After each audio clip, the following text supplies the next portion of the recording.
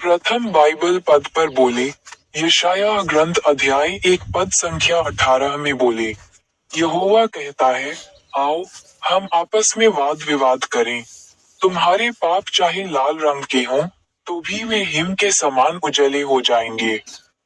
और चाहे अर्गवानी रंग के हों, तो भी वे ऊन के समान श्वेत हो जाएंगे। முதல் பைபிள் வசனம் பேசப்பட்டது. ஏசாயா அதிகாரம் 1 வசனம் 18.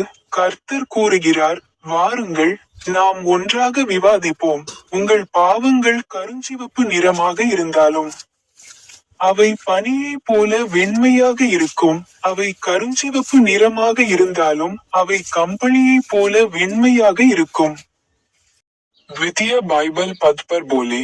गिनती अध्याय 7 पद संख्या 43 में बोले, अर्थात पवित्र स्थान के शेकेल के हिसाब से 130 शेकेल चांदी का एक परात और 70 शेकेल चांदी का एक कटोरा, ये दोनों अन्नबलि के लिए तेल से सने हुए और मैदे से भरे हुए थे। இரண்டாவது பைபிள் வசனம் பேசப்பட்டது. எண்ணாகமம் அதிகாரம் 7 வசனம் 43.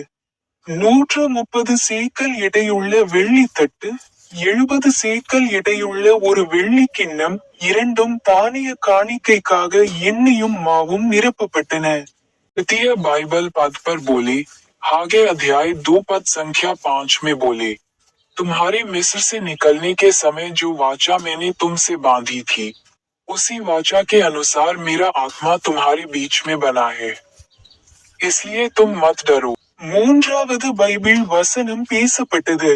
ஹாகாய் அதிகாரம் 2 வசனம் 5.